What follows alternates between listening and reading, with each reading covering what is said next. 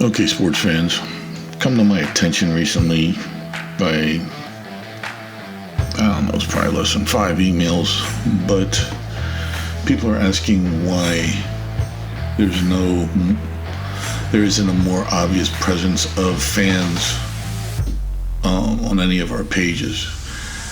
Now you got to keep in mind, I can track analytics, I know what's going on, I know how well the podcast is doing. You also have to keep in mind that besides people that are asking questions like the lazy pieces of shit that just won't hit like or subscribe, there are a lot of people that understand that if they can be linked to an account like this, it could affect their employment status, shall we say, or their status among friends, or I think the employment status is the big thing, and I do not hold it against you if that is your reason for not liking, subscribing, or just making your presence known on this podcast. I don't hold that against you, because there is just too much cancel culture going on out there, and there are too many bleeding heart whatever's out there that would love to link you to something like this and cost you your job or your livelihood. So if that is your reason for it, don't feel bad about it. I completely understand. Now, some of you're not afraid of anything. You link, like, tell people you belong. That's fine too. I understand people that have to protect their livelihood. So I don't want to sound, when I call people lazy pieces of shit, that I'm referring to everyone. It's just the cowards out there, or the lazy people out there that are just too lazy or piece of shit to hit the like and subscribe button. So let's move on, shall we? Lazy people, you might as well even glob along to. That's what you do. Something for nothing, right? All right. We're going to go, in addition to the last group of podcast myths, we're going to expand on it a little bit further. I was going to do a four-part series on it, but I think I'm just going to do these two and try to get back to some of the other things we were doing. I want to get my brother from another more involved. Hearts and prayers out to his wife. Hope she's doing better real soon. Now supposedly he's getting sick. So prayers out to both of you. Stay in touch. Let me know what's going on. We're going to have another guest on here real soon, probably by the end of this week. Very, very active in the fitness community, and he's going to actually be getting together with me on a few podcasts around fitness, so we don't have a bunch of out-of-shape preppers dying before they hit the tree line at the end of the world. This dude is in such good shape. But he's going to be coming on board. We're going to do a podcast here real soon, and then hopefully within the next month we're going to be doing a couple of video podcasts. And I'm sorry to say it, unless you've been a paid member in the past, you're not going to get them for free. So you either join, you cough up some funds, you do something, or you will not have access to those, because it's going to cost us money to put this stuff together, and you're not just going along for the ride anymore. So keep that in mind. They're going to be well done. He knows what he's talking about, and he's very excited about getting involved. So we're going to do Prepper Myths Part 2, because apparently freeze-dried macaroni solves everything. We know that's not true. It's cans of ravioli solve everything.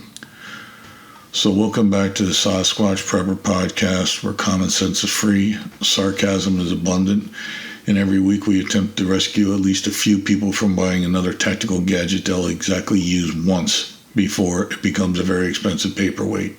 That's right, once. In the last episode, we discussed some of the greatest hits of prepper mythology. To name a few, I'll just head to the woods, another rifle will solve everything, buying gear is the same as training, I'll learn survivalism after society collapses. In our bonus myth, I watched 12 YouTube videos, therefore I'm basically the love child of Rambo and Bear Grylls. Folks, if that offended you, good. This means you're paying attention. So let's continue. This is one that I'm going to hit on because the last gun show, the last gun show I was at, it seemed like everybody was buying MREs and freeze-dried food, and They were actually buying backpacks to carry the MREs and the freeze-dried food.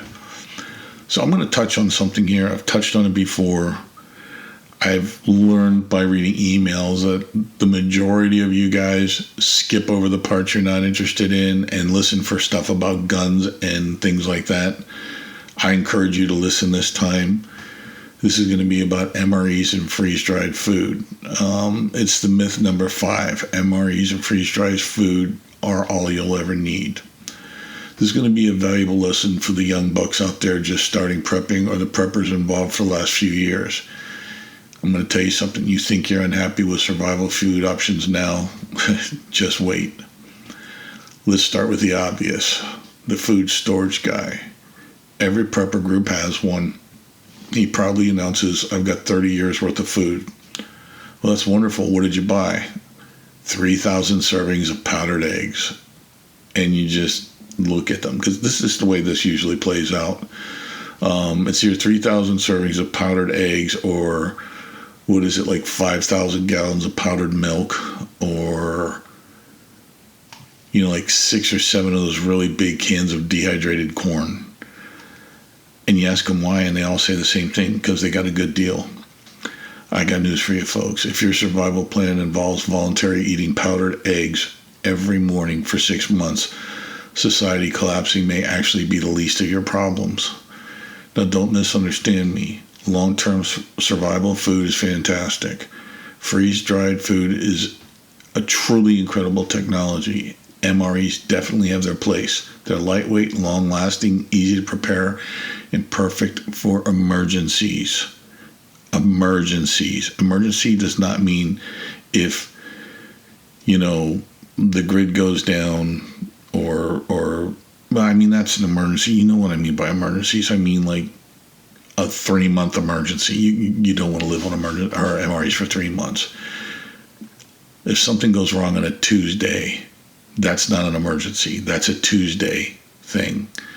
You know, it's like people need to learn the true definitions of emergencies, crises, whatever the hell it is.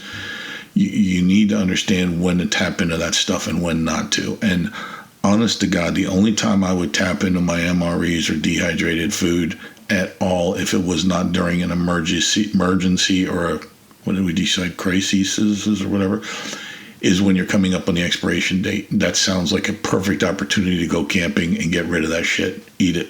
Get rid of it. The military didn't hand out MREs because everyone preferred them over fresh food. It's because it's not convenient to build a McDonald's every few miles in a combat zone. Now, for official Army materials that are, you know, the Army dietitian materials, they describe an average MRE as providing about 1,300 calories, including approximately 169 grams of carbohydrates, 41 grams of protein, 50 grams of fat. 3 complete MRE meals are comprised of about 3,600 calories, which is intended to support active troops, not a gentleman spending the afternoon reorganizing his flashlight collection. And the reason that the Army did this study is the Marines don't have time for that kind of stuff. The Marines would rather sit and eat crayons than figure out the nomenclature of an MRE. I'm speaking from Marine Corps background. The important phrase is that they're eating complete MREs. The number includes the entree, the side dish, crackers or bread, the spread, dessert, beverage powder, and every other edible object in the bag. If you only eat the entree and discard everything else because the cheese spread looks like it's capable of surviving a nuclear winter, you may only be consuming about 250 to 400 calories. MREs are deliberately high in concentrates and fat because military personnel may be marching, carrying equipment, working in bad weather, or otherwise participating in activities more demanding than changing television channels. They also contain fortified beverages, snacks, and other components designed to provide vitamins and minerals. I can tell you, we used to use the powdered beverages, like I think it was fruit punch and grape drink. We used to make a paste out of it and use it to scrub the rust off of our AR-15s. That should tell you how much acid is in that stuff. The major components are, the Major nutritional drawback in an MRE is often sodium. One complete MRE can contain most or occasionally more of the generally recommended daily sodium limit. In the field where troops sweat heavily and drink plenty of water, that can actually be useful. For a sedentary person, eating 3 MREs a day and may turn the bloodstream into something more resembling lightly seasoned seawater. MREs can also be relatively low in fresh food qualities such as abundant fiber, that's what I meant to say. The variety of vegetable nutrition you can get from fresh vegetables and naturally occurring micronutrients. They are operational rations, not a lifestyle program. The military designed them to keep war fighters performing under difficult conditions, not to become the centerpiece of a relaxing 6-month basement dining experience. And for the record, there is no way I'm going to let dehydrated food escape my wrath either. Freeze drying itself does not magically destroy the nutritional value of food. It removes moisture at low temperatures, reducing weight and extending storage life while preserving much of the original food's nutritional content. The real question is what went into the meal before the water was removed. And yes, the air conditioning just kicked on. Deal with it. Freeze-dried chicken, vegetables, and rice remains chicken, vegetables, and rice. Freeze-dried noodles covered in a salty powdered sauce remain noodles covered in a salty powdered sauce. Only now they require more water, lots more water than what you started out with. The biggest trap in this is the serving size. Some packages marked 2 servings contain only 400 to 500 calories in the entire pouch. Apparently, the manufacturer believes 2 adults can split 450 calories after hiking all day and then retire feeling completely satisfied. This is possible if both adults are garden gnomes only. Sodium is required much more frequently, and that's the other concern. Is it too much sodium or is it too little sodium? Several popular freeze-dried meals contain 1,400 to 1,700 milligrams of sodium per pouch. For example, Mountain House lists 1,710 milligrams in 1 chicken and rice pro pack. That may be acceptable during hard physical activity with sufficient water, but less impressive when the emergency consists of sitting through a power outage and a heart attack caused by that chicken and rice. Practical verdict of freeze-dried versus MREs. MREs generally deliver more total calories and more complete operational feeding packages. They include snacks, spreads, drinks, and accessories, but they are heavy, bulky, and usually high in sodium. Freeze-dried meals are lighter, store longer, and are convenient for backpacking or emergency supplies. However, many provide fewer calories than people assume, require a great deal more water to consume, and usually a way to heat it, and may contain enough sodium to preserve a small ham. For either type, read the label for the entire package, not merely one creatively tiny serving. Look for adequate calories, at least 30 to 40 grams of protein per main meal, reasonable fiber, and manageable sodium. Supplement stored meals with fruit, vegetables, nuts, oatmeal, powdered milk, or other foods that provide nutritional value. These are all beneficial. Both products can be excellent tools. They simply are not magical survival cuisine. An MRE is fuel for demanding field work, while a freeze-dried pouch is lightweight preserved food. Neither one transforms its owner into a wilderness professional merely because it has been placed beside a tactical backpack and photographed for social media. Here's something other people don't seem to think about that much when it comes to survival rations and things like that. You don't just need calories. You also need morale. Imagine eating the exact same meal every single day. Then imagine that for months. Your body may sweat. Your sanity might submit its resignation. One day you're eating chili mac, next day chili mac. Christmas, you're eating chili mac. Your birthday, congratulations. Here's some more chili mac. By March, you'll be trying to barter ammunition for an apple. Keep that in mind. Variety is extremely important. That's why I tell people, always save them stupid little condiment packs when you go through a drive-through. You know, you go to like sporting goods stores and you go through the camping section and the cooking section, and they have that thing. It's like 6 or 7 different kinds of spices in the thing where you turn the top to select the one you want. The thing is magic in the field. It's like a godsend if you're preparing your own food. One day you can have it spicy, and next day you can have it, salty, however you want to do it. Those things are very important. So variety is important. Now, a little bit of a history lesson to make you woodland ninjas appreciate what's available out there. While I caution you against heavy consumption of MREs and freeze-dried meals, you got to keep in mind they've come a long way, and they are a good substitute, especially in an emergency. Let's just do a little bit of then versus now. When I served in the Marines many, many moons ago, we were transitioning from C-Rats to MREs. C-Rats were C rations. They were in cans. And yes, I know that dates me, but there were still some out there, and we were still eating them in boot camp. I liked C-Rats, to be honest with you. You could heat them up on the exhaust, or you could heat them up on an engine. You open up a hood on a quarter ton and sit them on there and let them sit for 20 minutes, and you open up and it's piping hot. I used to love C-Rats. I did not like MREs. There was a total of 5 different types of MREs. Out of the 5 of them, I hated 5 of them. Today, the U.S. military has an MRE lineup that consists of 24 different MRE meals. They are packed in 2 cases. Case A is going to be meals, I believe, 1 through 12, and I guess B would be 13 through 24.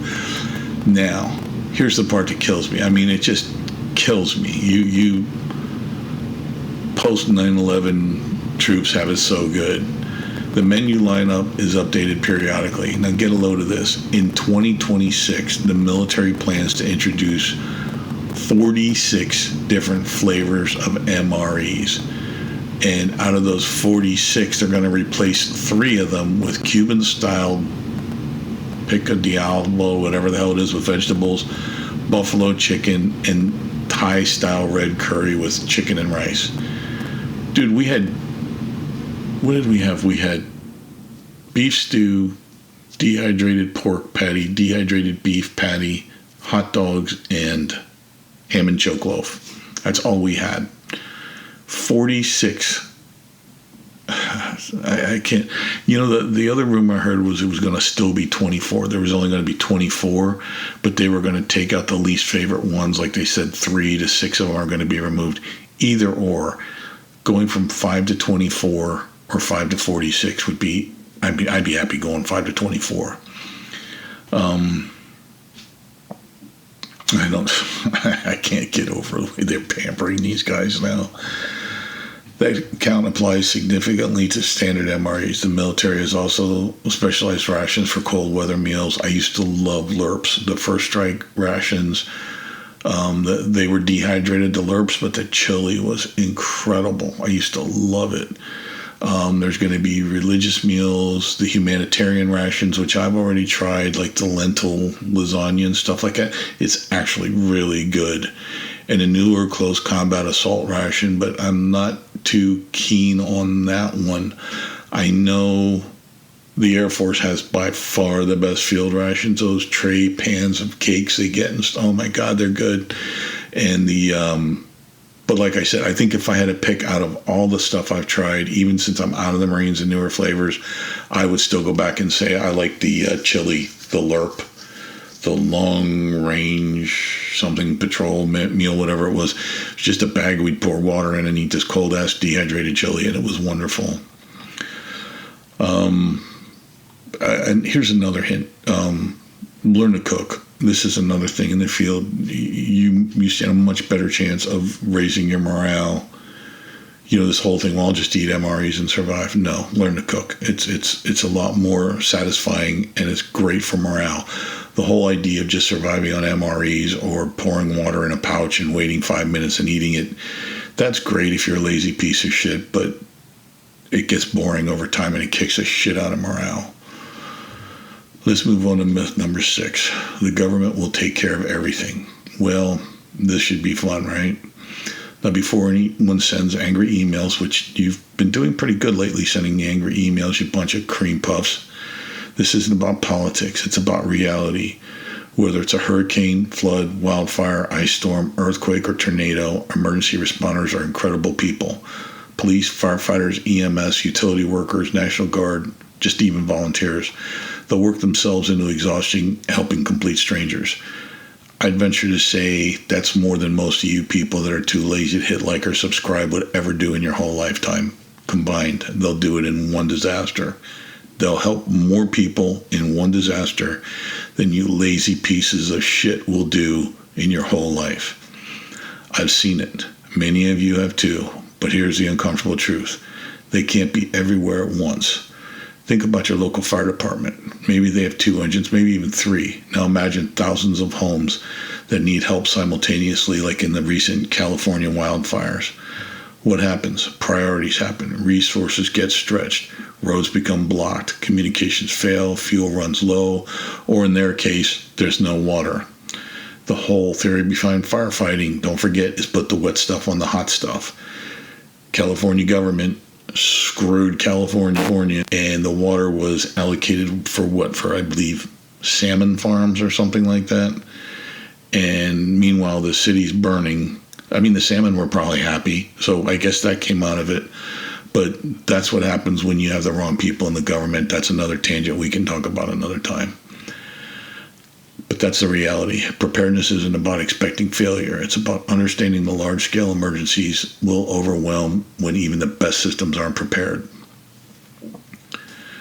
You're the first responder of your own home. This is something you got to keep in mind. The first person responsible for your family's safety is probably standing in your bathroom mirror. Not FEMA, not the governor. Oh, don't get me started.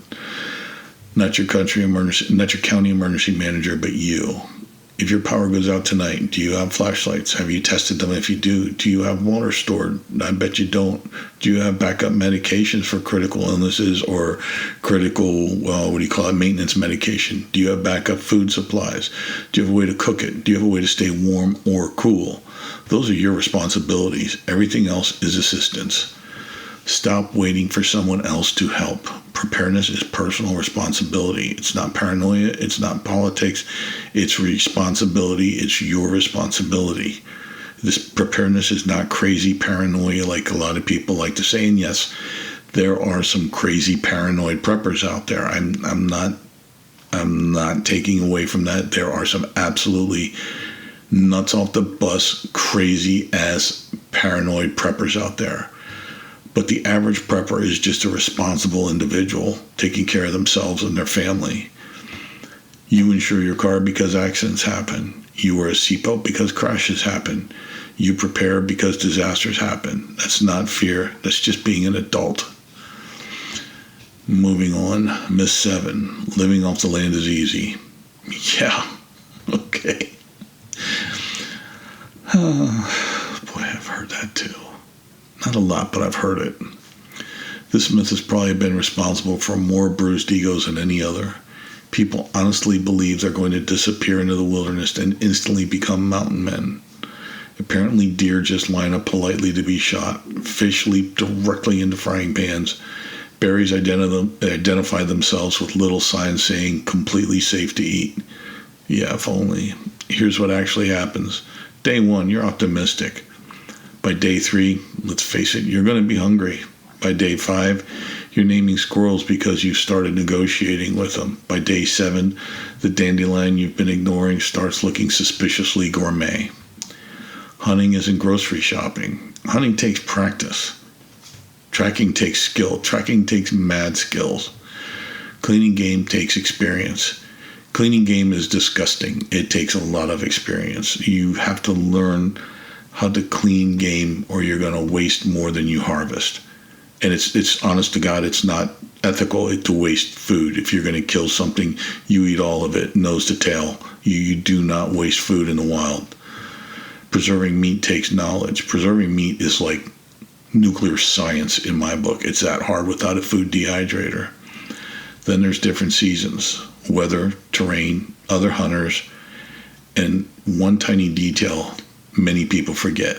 Thousands of other desperate people may have exactly the same brilliant idea at the exact same time as you. Game population will disappear remarkably fast under these conditions. Nature is not an infinite buffet. Foraging will kill you if you don't know what you're doing, and pay attention. I've told you before, get a book, learn plants. Foraging can kill you. Plants are wonderful. Some feed you, some poison you, Some do both depending on the preparation.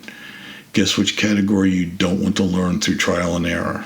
That's right. You need a book. You need to learn this stuff.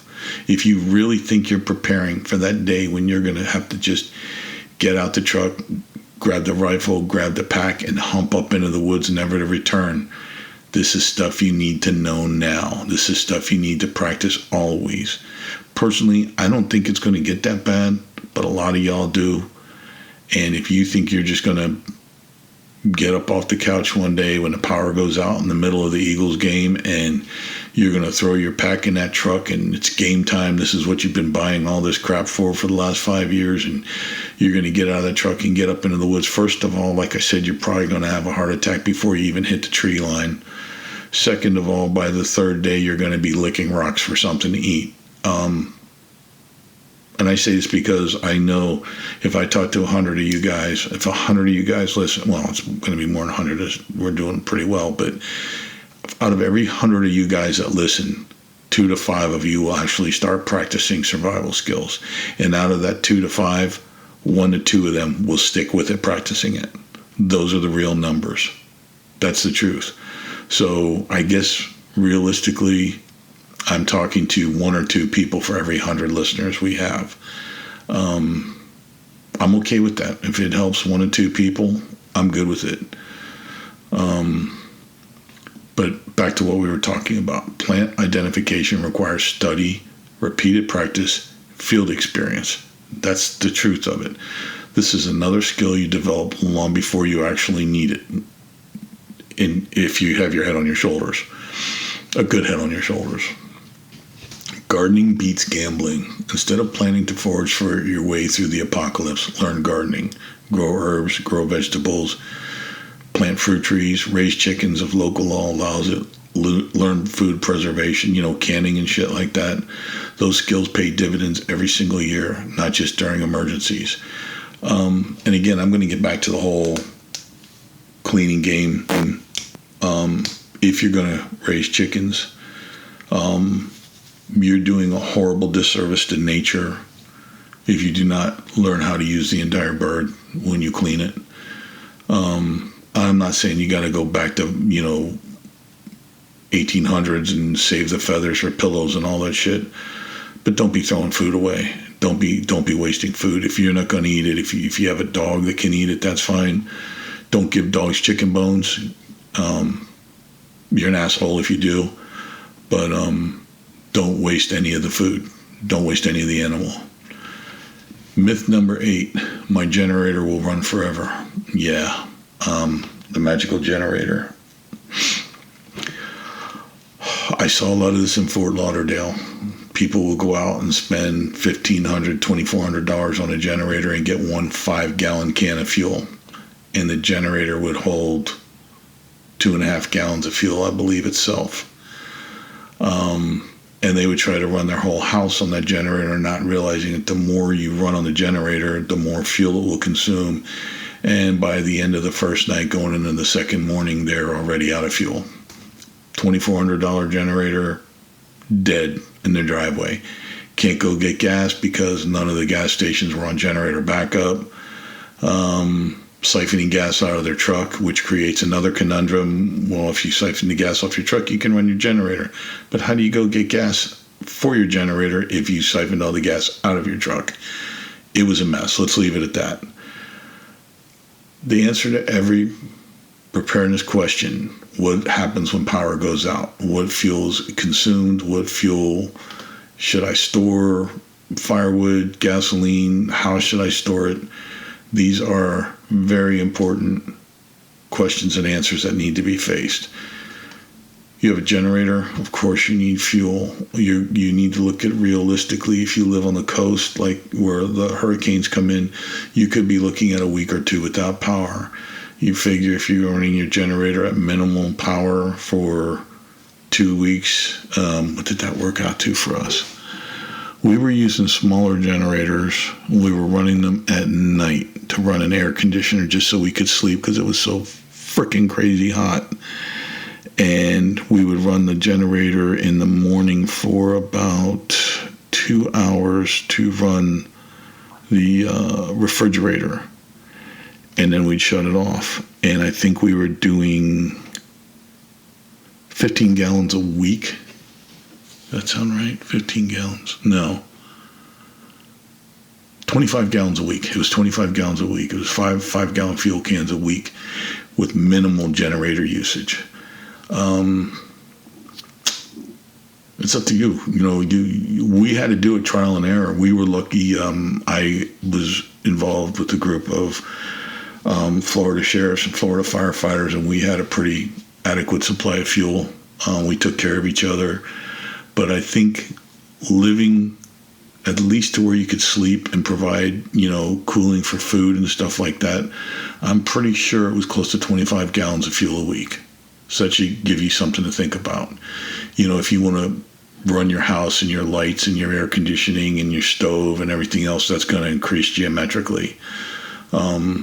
So keep that in mind. And also, yes, you will be more fuel efficient if you do use a larger generator. However, a larger generator is going to take more fuel. It's a double-edged sword.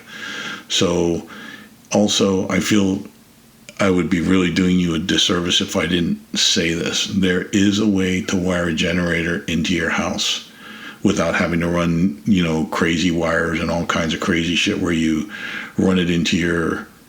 You know what? I am not going to do this because I am not going to be responsible for one of you guys blowing up your house. Get an electrician to show you how to do it. There's one special cable you're going to need to get, and you need to be able to access a few things inside your house without modifying anything. Trust me, it's easier, it's cheaper, and it's even safer. But get a professional to show you how to do it. I'm not going to tell you how to do it right now because I can see some of y'all blowing yourselves up, and I don't want to be part of that. You also got to remember, you got to run your generator frequently. You got to cycle the fuel frequently, and you got to do the maintenance on your generator every year. You got to do the oil change. You got to do the air filter. You want to change your spark plugs. You want to do like I said, the exercise runs, and you want to add fuel stabilizer. This sounds like an overkill and too much to do, but when you've been standing there pulling the cord for half an hour and it's not starting or it won't stay running, you're going to wish you would have done these things. You got to keep in mind, you're not going to be running the washer and dryer during this time. You can hand wash clothing and hang it out to dry.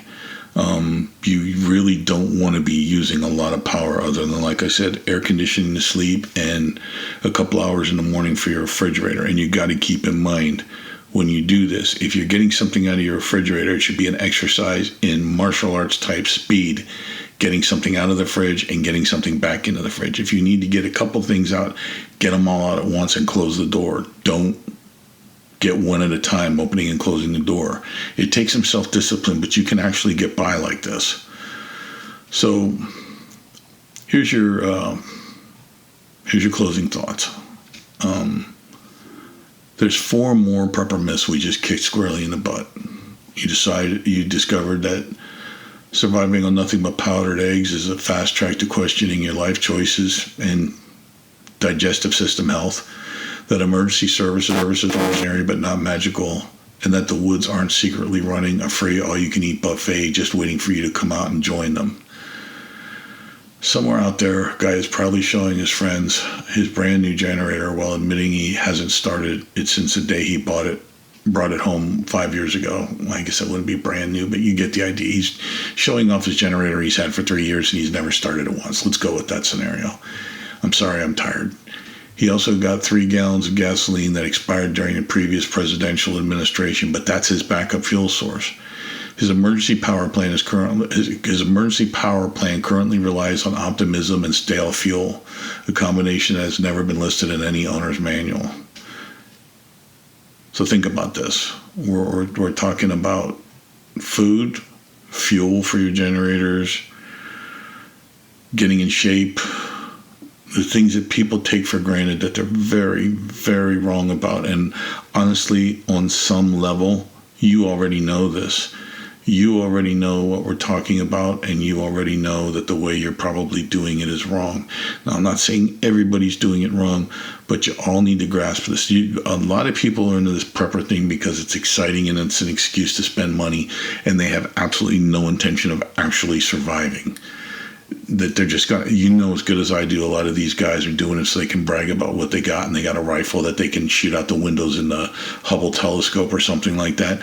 The truth of the matter is, as soon as the power goes out, as soon as a hurricane rolls through, as soon as a tornado rips off the roof of the local elementary school, they're going to be standing in line at the FEMA shelter.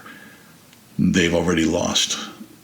If you're listening to this and you're thinking about making changes and fixing what you're not doing right, and maybe changing a few things to become a little bit more efficient and thinking ahead instead of just what lies 5 minutes ahead, but what lies 5 weeks, 5 months, maybe even 5 years ahead, then you're on the right track.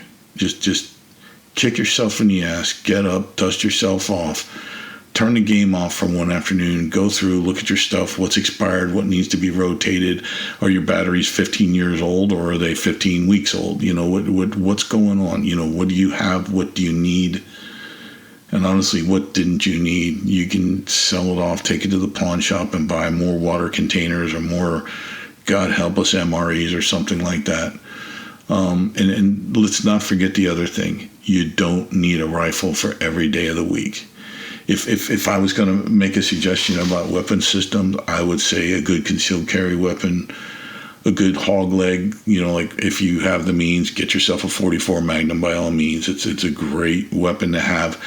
You might never be attacked by a dumpster, but if you are, you're ready for it with a 44 Magnum. You should have a shotgun.